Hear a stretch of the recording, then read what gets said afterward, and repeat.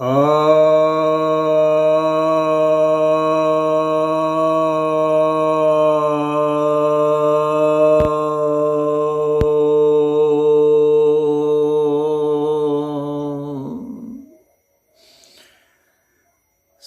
भक्तजनों को सप्रेम नमन। भक्तों, एक जिज्ञासा आई है कि दाएं भाग किसे कहते हैं। तो ऐसा है कि संपत्ति का जो वितरण किया जाता है, पैतृक संपत्ति का, तो उसको ही दाएं भाग कहते हैं। पहले के समय में जो विवरण प्राप्त होता है स्मृतियों से, जैसे मनुस्मृति है या और भी स्मृतियाँ हैं, तो दाएं भाग का विवरण प्राप्त होता है कि कितना किसको दिया जा सकता है, पैतृक संपत्ति का हिस्सा किसको कितना मिलेगा। यह कहा जाता है कि जब जीवित हैं, पिता जब जीवित हैं, माता जब जीवित हैं, तो माता पिता के जीवित रहते बच्चों का हिस्सा नहीं बनता है। हाँ, पिता ही चाहे तो वो अपने संतानों को बांट सकता है और संतानों को वह बराबर बराबर भागों में बांट देगा। और यह पुत्रों में बंटवारा होगा और कुमारी पुत्री में, कुमारी कन्या में। अगर विवाह को प्राप्त हो गई हैं, कन्याओं को विवाह कर दिया गया है, तो उन्हें इस संपत्ति में नहीं मिलेगा, बल्कि उसे अपनी माता की संपत्ति में तो मिलेगा। माता की जो संपत्ति है उसका सारा भाग पुत्री को ही मिलता है। माता के लेकिन गुजर जाने के बाद, और अगर पिता गुजर गए तो जो उसके पुत्र हैं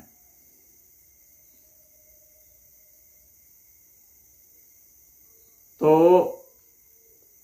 वे या तो आपस में बराबर बराबर बांट लें, या अगर उसमें से कोई बड़ा है और बाकी सब अभी वयस्क नहीं हुए हैं, बच्चे हैं, तो यह बड़े की जिम्मेवारी बनती है कि उनको पाले पोसे।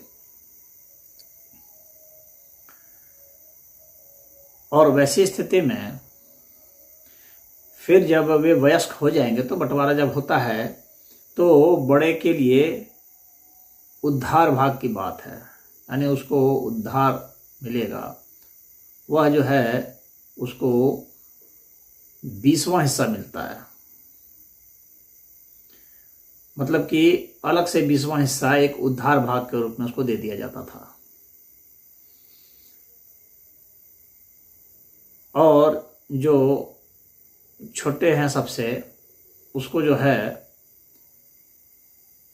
80वां हिस्सा मिलता था। और छोटे और बड़े के बीच में जितने भी भाई हैं उन सबको 40वां हिस्सा मिलता था। यह तो उद्धार भाग हुआ। उद्धार भाग सबको दे देने के बाद, यानी उन्होंने जितना मेहनत किया, परिश्रम किया, पालने पोसने में आपस में सहयोग किया, उसके हिसाब से उसको इतना भाग बांट दिया गया था। फिर जब इन भागों को दे देने के बाद जो बचेगा उसको बराबर बराबर भाग में बांट दिया जाएगा। ऐसा उसमें सिस्टम था।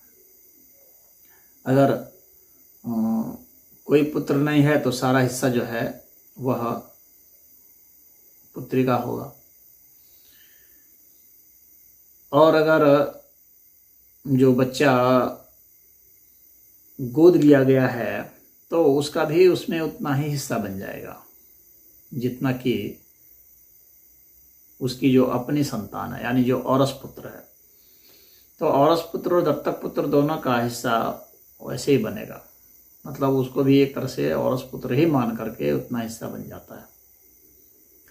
अगर पिता ने बराबर बराबर बांट दिया है और बच्चों को बांट करके अलग कर दिया है, उसके बाद फिर इसको फिर एक कोई संतान हो जाती है इस पिता को बच्चों को बांट करके अलग करने के बाद, तो फिर इस पिता की जो संपत्ति है उसका वही हिस्सेदार होगा, वे हिस्सेदार नहीं होंगे, मतलब उनको वह दाय भाग नहीं मिलेगा।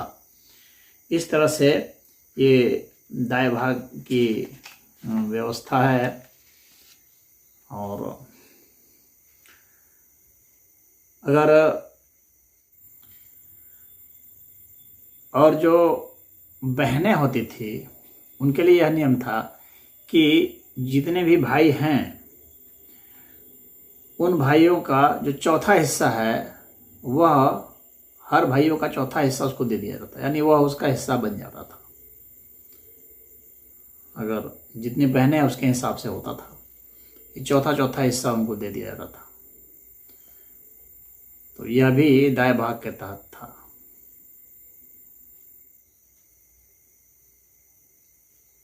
सिर्फ लड़कियां ही हैं, किसी को लड़के हैं नहीं, तो वह अपनी लड़कियों को दे सकता है। लेकिन अगर लड़की भी नहीं रही किसी कारण से, तो उसका जो बच्चा है उसको वह दे देगा, जिसको दहित्र या दैवत्व कहा जाता था, वह उसको मिलेगा। इस तरह का सिस्टम था। ये सब दाय भाग के तहत उस समय आते थे। उस समय का जो है संपत्ति का कैसे बंटवारा होगा, तो वह पद्धति थी जो स्मृतियों में है। और एक बात और थी उस समय जो कि बहुत महत्वपूर्ण है अभी के हिसाब से, कि किसको नहीं मिलेगा, यह भी उसमें दाय भाग में था कि जो विकलांग होंगे, जो मूढ़ होंगे, जो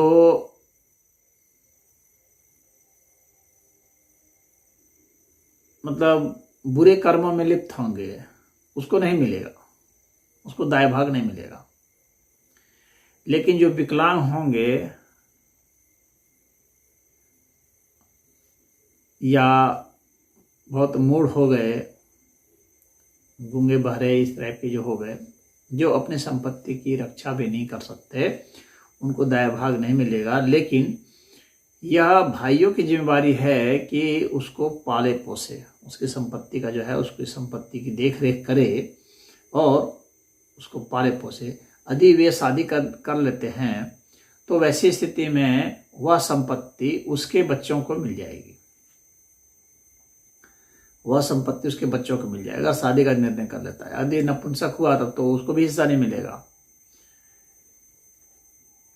लेकिन यदि कोई अपना घर छोड़ करके चला गया है, सन्यासी बन गया या गुम हो गया, तो उसकी संपत्ति जो है उसकी पत्नी को या उसके बच्चे को मिलेगी। लेकिन जो कुकर्म में लिप्त है, जैसे जुआ खेल रहा है और मादक द्रव्यों का सेवन कर रहा है, अपराधी किस्म का है, तो उसके लिए दाय भाग की व्यवस्था नहीं थी। यह एक बहुत बड़ी बात है।